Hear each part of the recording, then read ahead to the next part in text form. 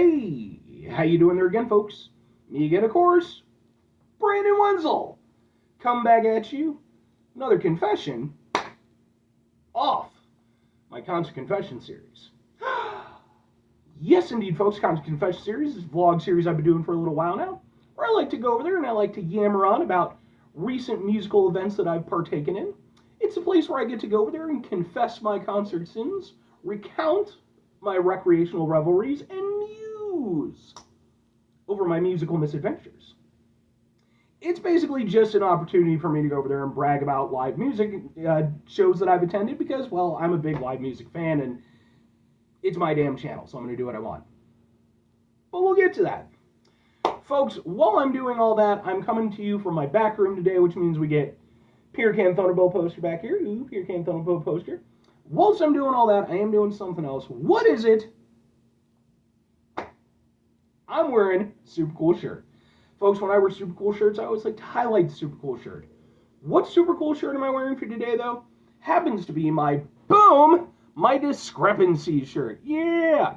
It has a cooler design on the back. If you're unfamiliar with the band Discrepancies, I got into their stuff late in 2024. They were a band that was on tour with some other bands that I was there to see, and I instantly loved what they were doing.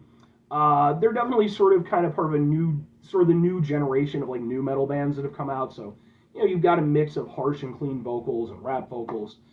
I believe they're out of Missouri, if I'm not mistaken. I've been fortunate enough, I've seen them perform live a couple times now. I think they're absolutely outstanding. Like, they're definitely one of my favorite recent finds. If you don't believe me about how good they are, I actually have some videos of their performances that I've attended. They are on my channel, in case maybe you want to check them out. If nothing else, I'd be more than happy to kind of point you in the right direction as far as their music goes, because I think they're an absolutely incredible band. But anyway, what are we talking about, folks? What are we doing here? What's going on? Well, folks, time I'm doing this, this is Concert Confessions, episode number 12, concert number 185. We're growing ever closer to that 200th concert. We're getting there. This specifically, I'm recounting my experience going out to see the Japanese band Scandal at the House of Blues, Chicago. Yeah! So, if you're unfamiliar with this format that I do here for my Concert Confession series, like I said, it is just going to be me recounting my experience and stuff like that. But I do have a format that I like to go with. Is that it? No, that's not it. I like to have it written down. So that, I can kind of keep a certain amount of... Anyway, so let's talk about the venue real quick. The venue, like I said, House of Blues, Chicago. I've been to the House of Blues, Chicago a number of times over the years. In fact, one of the first concerts I ever went to was at the House of Blues, and in fact, it actually was for a Japanese band, specifically that being Duran Gray. And that was many, many years ago. I was a significantly younger, thinner, and more fully haired Brandon Wenzel at the time. Subsequently, I've been out to that venue a few times. It's not like a regular place that I hit, but I've seen a few shows there, Static X and Ginger and some other ones. It's a nice venue.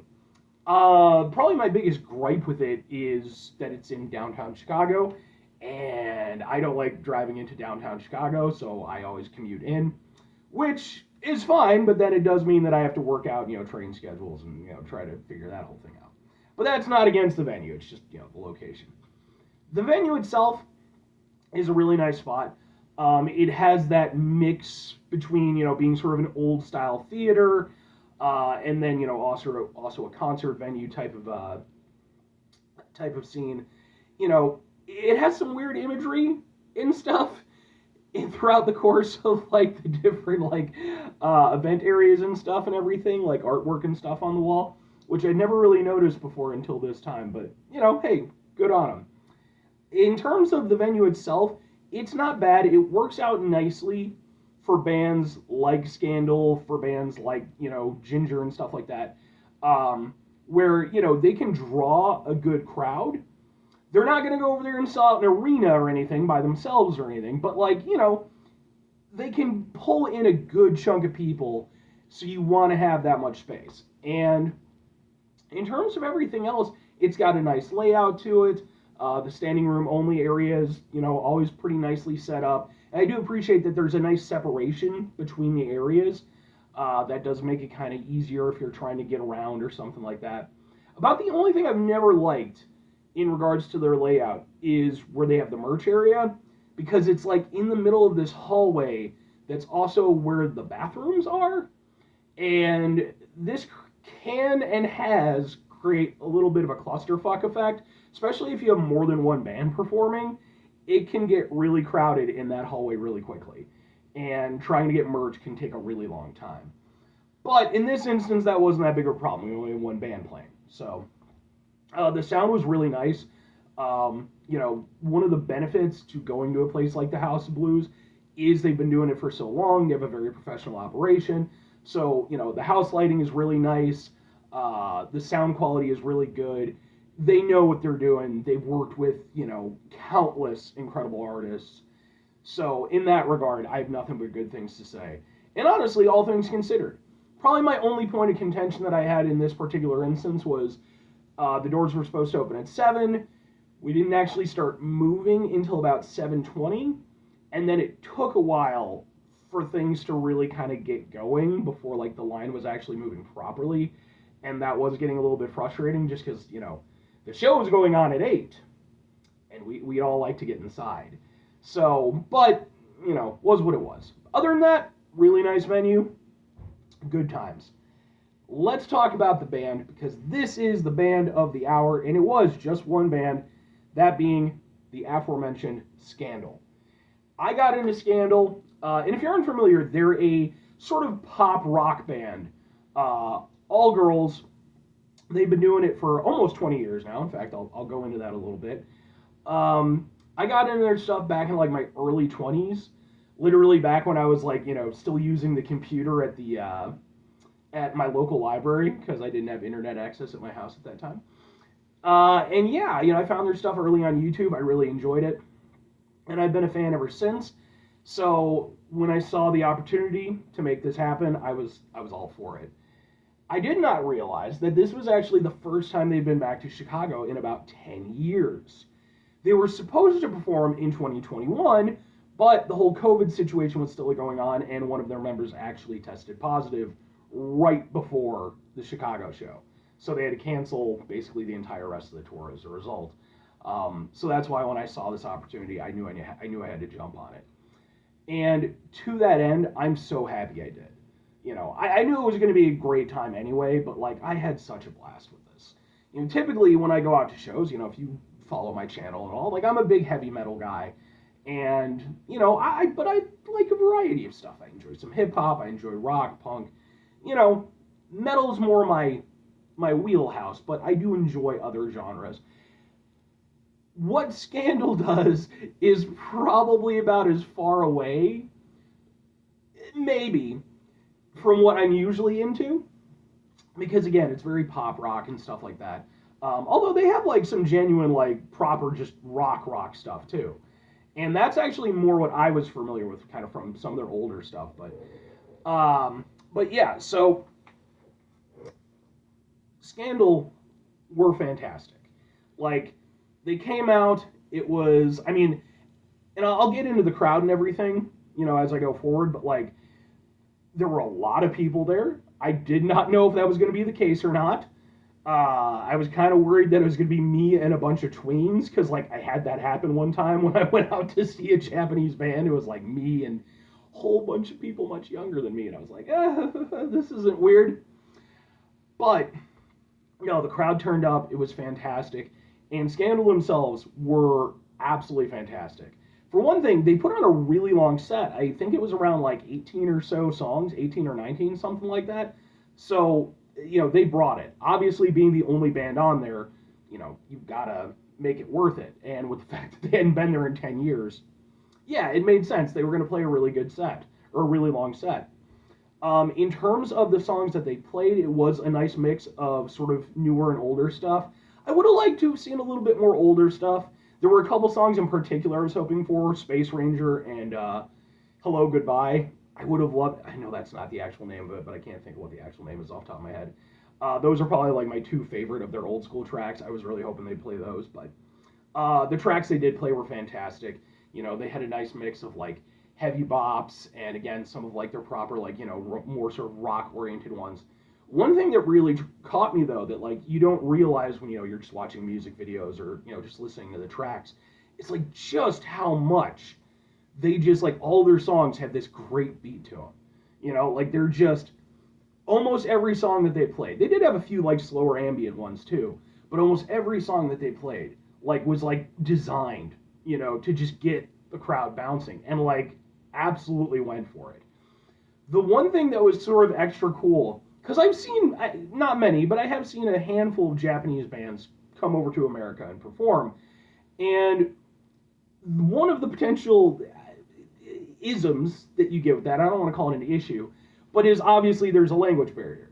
And that can be difficult if you're trying to do like crowd work. And so what I've typically experienced in the past is that they don't do any real crowd work. They kind of just, stick to the show and, maybe they'll do like, something to kind of get the crowd involved a little bit. And I kind of expected that from Scandal because I don't think that they speak much, if any, English. And initially that was the case. Like the first few songs, there was no talking in between the songs or anything. But eventually they did go over there and actually, the lead singer started, talking with the audience. And it was great because it was kind of adorable because, again, I don't think that she really speaks, like, any, like, great deal of English. So she would say, like, a few specific things, that clearly, she learned to say for the specific event. Like she talked about the fact that, it'd been, like, 10 years since the last time that they'd performed there and stuff like that. But very quickly she would run out of English, and so then she would just start speaking in Japanese. And I'm sure that there were people in the audience who understood her, but I do not speak Japanese. So she would go there and talk in Japanese, and then, there'd be this end to whatever she was saying, and whenever there's an end to whatever, a band is saying on stage, you just kind of go, yeah, you go with it, right? And in my head, it's like, I'm just rolling with whatever she's saying, but I have no idea. She might be going over there and she's just like, at the end of this set, you're all going to be sacrificed to the blood god. And I'm just like, woo! Blood god sacrifice right here.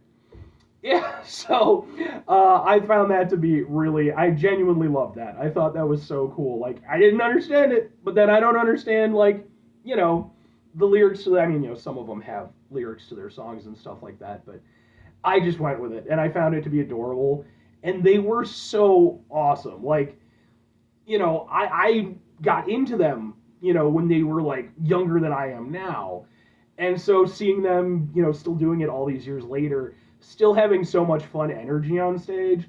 One point in time, the lead singer was over there, and she was, she's doing her thing, she's also playing the guitar, and the bassist and the other guitarist just went and got like directly behind her while she was performing. So she's over there doing this, and they would periodically just like pop their head out from behind her. And I just thought that was really cool and fun. And that was the vibe. Like, it was so much fun. It's a very different vibe from going out to a metal show. Like, even though, there's still crowd participation, there's that element of it. But it was just like, I was clearly in a group of people who were all there to have a really fun time and just go with it.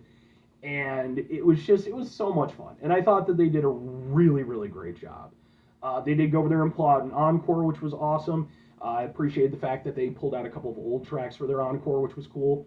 Again, it wasn't Space Ranger or Hello Goodbye, but still. That all said, they were fantastic.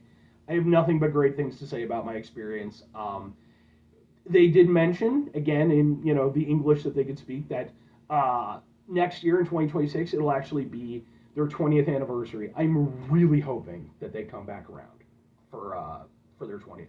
That would be awesome. Moving on to the crowd, right? Because I did talk a little bit about the crowd. Like I said, I was worried coming into this because I didn't know, how this was going to sell. Even going over there and buying the tickets when I went over there and went on Ticketmaster, they were selling for a discounted price, and I was like, shit. So sometimes that means that, they ain't selling too well. But then when I went over there and I rechecked the ticket availability just a few days later, like they'd almost sold out. So like the place was properly packed. When I got there, and I got there about a half hour before the doors were supposed to open, I mean there was a line around, around the block. So that was proper. That was really nice to see. And it was great to see such a wide assortment of people show up. Because again, I was like, is this gonna be like the Duran Gray thing? Where again it's me and like a bunch of like, girls who are like significantly younger than me and I'm gonna end up feeling weird.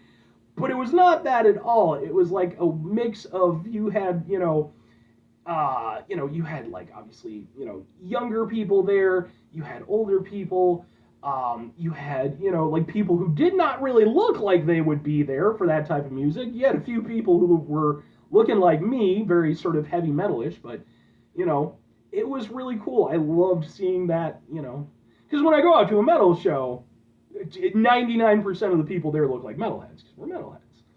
This was really cool, though. Again, just like the assortment of people. I really, really loved seeing that. Here was my point of contention. So, because the doors opened late, and because I had to wait in line to get merch, which, yeah, I'll get to that in a bit, I didn't get to go over there and get, like, I didn't have a bad spot in the floor, but, like, I could have certainly gotten better if I'd foregone the merch, but when I found my spot, I thought I was in a pretty good position. There were a couple guys in front of me, both of whom were, not particularly tall or anything. So it's like, okay, cool. I've got a, nice viewpoint to the thing.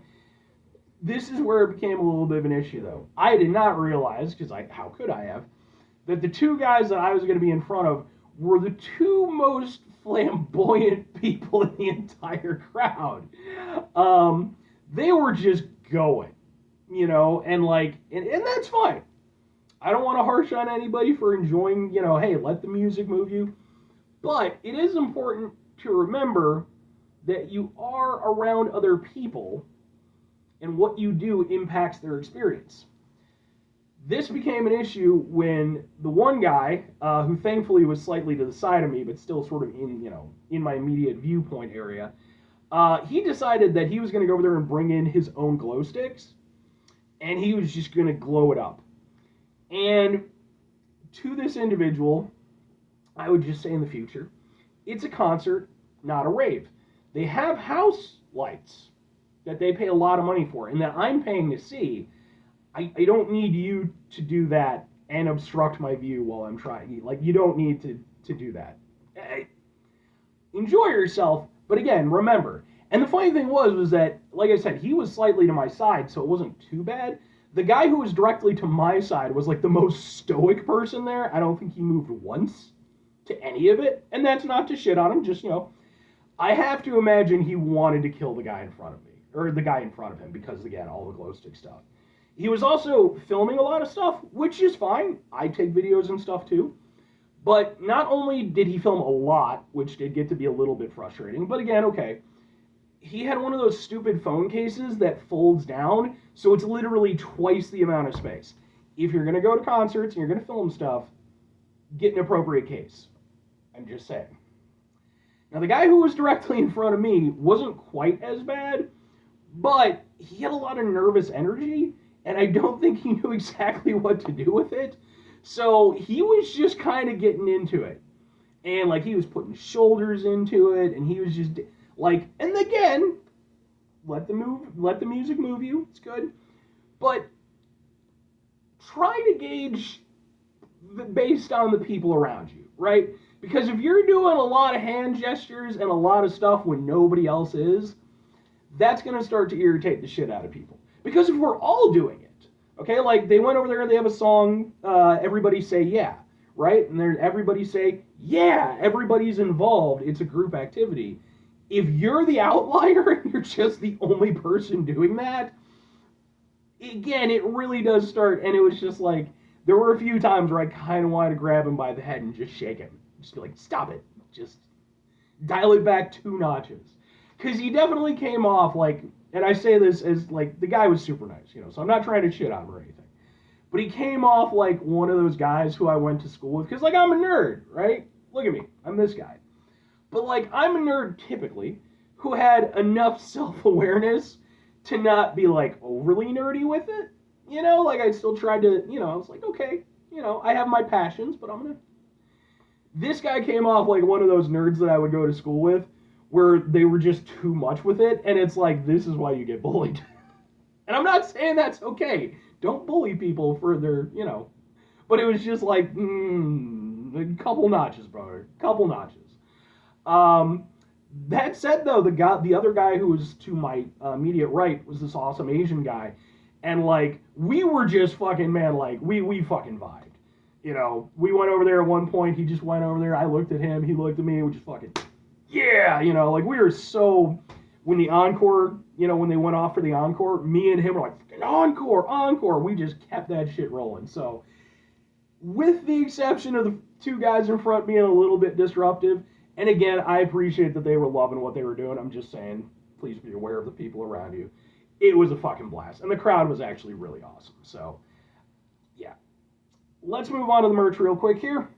What did I get in terms of merch? Well, I got one thing. It happens to be, boom, it's a tour shirt. Yeah. This is specifically from their Love Spark Joy tour. Let's see it right there. It is like the busiest concert shirt I've ever seen. It's got the dates right here. It's a relatively small tour, but yeah, as far as that whole thing went, they'd only played one show before the Chicago date. I think it was Los Angeles? Yeah, Los Angeles. They were already sold out of double XL shirts.